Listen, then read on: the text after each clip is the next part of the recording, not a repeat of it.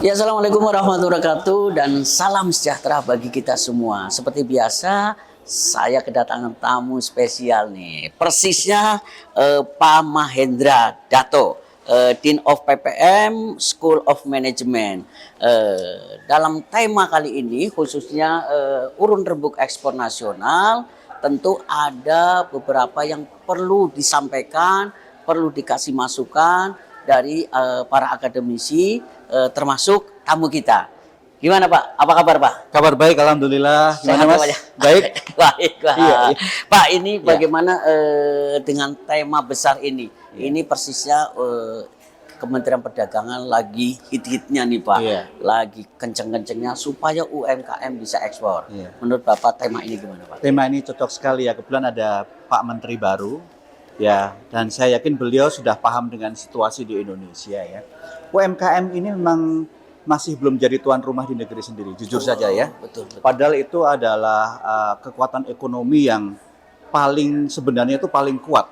Kalau jumlahnya banyak dan relatif lebih agile, lebih lincah untuk beradaptasi karena skalanya kecil.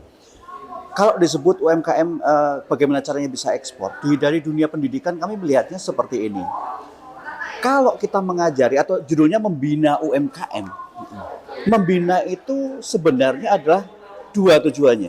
Oke. Membuatnya yang pertama adalah sustainable Sustainable. dan kompetitif ke dunia luar, ya, punya daya saing. Oke. Ya, dua itu harus ada. Tapi kalau membina dalam arti saya sering mendengar ya harus dikasih fasilitas untuk dapat akses ekspor, tahu caranya, dididik caranya ekspor gimana, aturan administrasinya seperti apa, pasarnya di luar sana diberi akses dengan cara apa.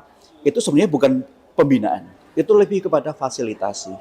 Dan saya sepakat sekali dengan Bapak Menteri bahwa inilah saatnya Kementerian itu memberikan fasilitasi tidak hanya tujuan ekspor, tapi kualitas seperti apa yang dibutuhkan, juga istilahnya tuh engage ya, menghubungkan antara apa yang ada di dalam negeri, UMKM punya apa, dan di luar sana ada kebutuhan seperti apa. Tapi di dunia akademik, kami percaya bahwa UMKM itu tetap memiliki gap. Mereka harus tahu, tidak hanya sekedar ekspor, tapi paham mengapa sesuatu itu diekspor, bahwa ada demand yang dinamis di luar sana. Kadang-kadang mereka mungkin membuat sesuatu yang awet loh selama 10 tahun, 20 tahun yang nggak bisa lagi, ya kan? Karena tiruannya sudah banyak. Iya. Misalnya furniture. Iya, betul. Furniture dari kayu yang bukan jati lagi, udah susah Betul. sekarang ya. Sekarang barang tiruannya sudah ada, dibuat di mana-mana, di Vietnam lah, di bahkan kotan yang sintetik sudah ada. Lebih murah pula. Kalau dilihat dari luar, barangnya sama. Sama. Untuk Instagram, untuk itu sama gitu ya.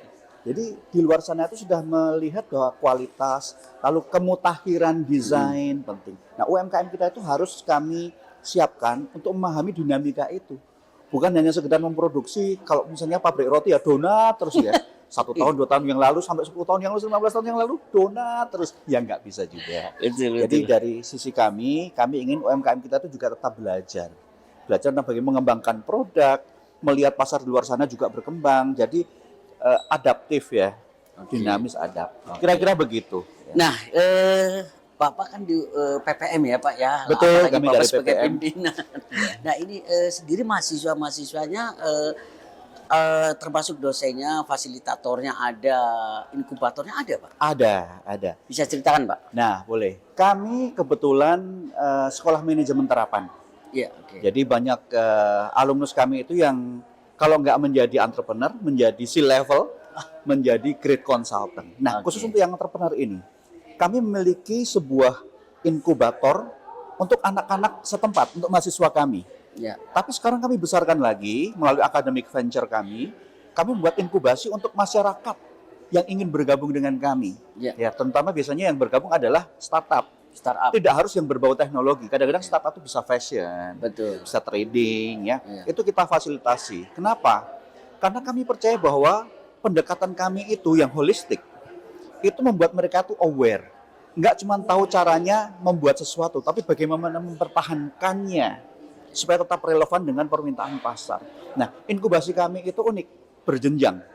Jadi ada yang masuk beginner ya, lalu ada intermediate, baru advance. Lalu kami fasilitasi pendanaannya juga. Oh, saya butuh pendanaan sekian. Pertama adalah alumni kami yang kami tawarin. Alumni ada produk bagus nih. You mau bantu nggak? Atau mau chip in dana atau nggak? baru kita keluar. Bahkan beberapa yang sudah sampai berhasil dan mandiri menjadi bagian dari mitra kami untuk mendidik adik-adiknya. Nah, ini yang menjadi ciri khas di PPM Management karena inkubasi kami ini sudah mulai terbuka untuk umum, dan cara kami pendekatannya adalah dengan manajemen kewirausahaan terapan. Bukan yang sekedar project lalu selesai. Kita ingin ada kontinuitas. Iya. Ya. Oke Pak, yang terakhir Pak, kira-kira masukan di urun rembuk nasional ini kan akan ditonton oleh Pak Menteri ini Pak. Baik, karena ya, memang dari Amanah kita bikin wawancara ini karena Iya. nggak semua tertampung nanya di sana Pak. Jadi nanti bisa diseleksi gitu. Iya. Masukan apa dari Bapak untuk rembuk ekspor nasional ini Pak? Iya. Dari kami di dunia pendidikan, secara khusus dari PPM Management ya, kebetulan ini kampus yang sangat tua, ya, kami ingin agar ekspor itu adalah akibat. Sebelum terjadi ekspor, apa dulu? Nah, kita harus benahi bagaimana UMKM kita itu tahu berbisnis dengan baik, tahu dua hal yang tadi itu, Mas. Pemerintah itu memberikan fasilitasi kepada mereka untuk bikin bisnis yang sustainable Oke, sustainable. dan kompetitif di pasar global. Kalau tidak kompetitif di dalam negeri, kira-kira nggak akan kompetitif di pasar global. Berat. Gimana caranya? Ya, Berat. jadi tolong dibantu, diberi fasilitas apa dengan workshop, lokakarya lokal gitu ya. Oh, ini kualitasnya ini udah cocok nih. Apakah itu barang seni, apakah itu barang sifatnya untuk industri atau untuk support, tapi layak untuk masuk ke pasar global. Tolong pemerintah fasilitasi. Tugas kami di dunia akademik adalah memastikan bahwa proses itu bisa berjalan. Apakah nanti pemerintah dengan memberikan solusi aturan atau mungkin insentif tertentu, baik untuk sekolah yang mendidik dan menyiapkannya, atau untuk langsung dengan UMKM-nya. Karena sebelum itu terjadi, tidak mungkin kita bisa ekspor, asal ekspor lalu di-retur, ya dikembalikan. Repot ya, lagi. dan malah buruk nilai kita ya. Iya, Saya kira itu harapan kami untuk dari kementerian-kementerian terkait, juga karena kami terkait dengan Kementerian Dikti Saintek ya. Iya. Kiranya juga kami diberi fasilitas untuk akses kepada penelitian-penelitian global bersama atau joint research, applied research ya, termasuk penelitian terapan, agar kami pun makin terkoneksi dengan industri global.